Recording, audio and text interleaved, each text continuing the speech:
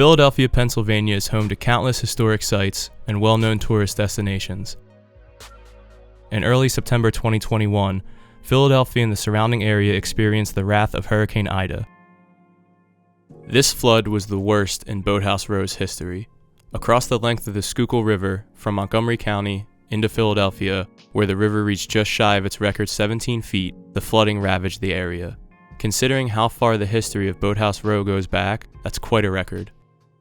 Yeah, so the water was just short of this door threshold.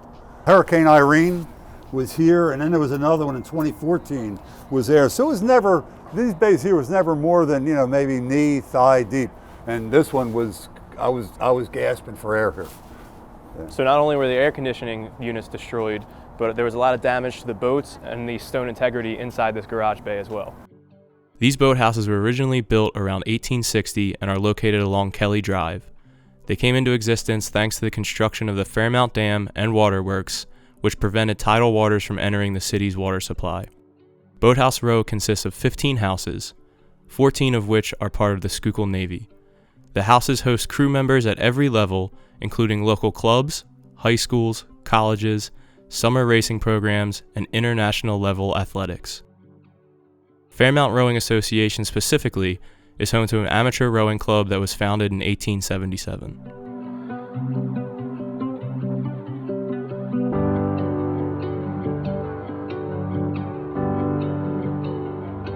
Yeah, we're at Fairmount Rowing Association, and we is a completely volunteer organization. We are primarily a masters rowing club, masters meaning post-collegiate. I have about 150 members, give or take, that we maintain on a regular basis. I've been here since 2003. I became a member. I've been president, I think, for about the last 10 years. We row until the river is unrowable. So right now there's a little ice. We're in January. If it weren't for the ice, we'd be out, and we row all summer. I would say about half of us compete in regattas, both locally and around the country. And it's a social club. Like we're sitting at the bar. So, we work out hard, and then we have fun. Fairmount here, we rent space to LaSalle University and Episcopal Academy, and we have the Wharton School of Business row out of here too. And the income we get there helps pay some of the bills. Nobody helps Fairmount with this building. This is our building. We own it collectively as a club, and it's a very expensive building to maintain. So the building is actually, what is now Fairmount Rowing Association is a combination of two clubs. The original club, 1858, it was the Quaker City Rowing Club. This back wall here, you can see how thick these doorways are. These doorways, that was the back wall of Fairmount Rowing Association. So Fairmount was formed in 1877. About 40 years ago, Quaker City fell on hard times. Fairmount purchased Quaker City and then built this bar area that we're in.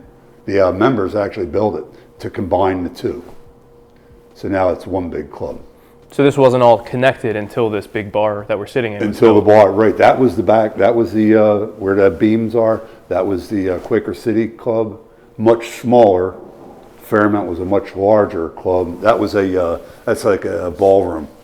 Quaker City presented the opportunity to expand the club. They built this bar. That gave us, there's both storage bays under here. It was a nice opportunity.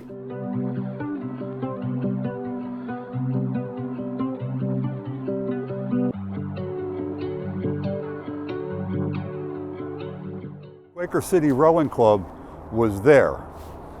This bay didn't exist, and then from the brick building, that was Fairmount Rowing Association. So we're talking hundreds of years this was all here, and you have a once in 200-year flood that does all this damage. Yeah. Quaker City was always that front gate where we walked in the front door, and that's a pretty neat looking front door. That is the original front door still too, from 1850. These windows up in the Carlin room, 6x9 over panes, they're the same windows. They're from 1877. Wow, awesome. So obviously 150 years ago, nobody thought of putting AC into this building. No. relatively sure it was built without even indoor plumbing. You can tell, like the ladies' room in the Carlin room here, you can see it's a bump out addition. So a few years ago, what you guys had done, as you can see around us, is put in 5 single-zone ductless units. Yes, so we try to, again, to offset some of the costs, we try to rent, everybody likes to come down here for parties. We do a lot of wedding rehearsals, some smaller weddings, and we had a very limited season because the building got very warm. So we decided to try some air conditioners. We put 3 in. That was a little inadequate. We added another one, and we're doing okay. And then lo and behold, the storm hit, and we lost all of them. So we tried putting new panels in there. They were fried. So in the rediscovery of this process, we have the 5 indoor units mixed with 5 outdoor units. What we'll be doing to get them out of the floodplain is shifting them all over to this side of the building and mounting them up on the wall. So if there ever happens to be a storm like that again, we can avoid the flood. Also in doing that, we'll be shortening some of the line set lengths, which John had explained the room sometimes still overheats a little bit, even though we're sized correctly with the load in the area. So by shortening some of these line sets, these units should, in essence, work a little bit better. This is a challenging room. You can imagine it gets hot. It gets hot. Now the afternoon sun comes in here, and there's nobody here, and the place will get chilled down. Yeah. But then caterers show up, all the doors get open, and then 150 people march in, and the first thing they do is open the doors, go look at the river, and you might as well not have had air conditioning. So hopefully the reinvention here, we'll get some better AC production, we'll keep the people in here a little bit cooler, and we won't get destroyed in a flood again. So one big question that's always fun to ask is, how did you come across ECI? Okay, I'll tell you, it's a funny story. So I think, like everybody suspects, I got my phone with me all the time, and I'm talking about the air conditioners. We have problems. And we used to have, we had Fujitsus, and it was recommended not to replace with Fujitsus. There could be other solutions that might be more adequate for us. And the one that came up was Mitsubishi. And I said, well, certainly, I'll look for a Mitsubishi dealer. Well, lo and behold, I opened up Facebook, and there was an ad. Would you like a quote? Are you interested in getting a quote on a Mitsubishi split air system? I said, yeah. So I put in my email address and my phone number, and ECI called me, and there was another company called me also, and they both came out and gave me a presentation, and we ended up going with ECI. ECI Comfort is honored to have a chance to work in such a historical place.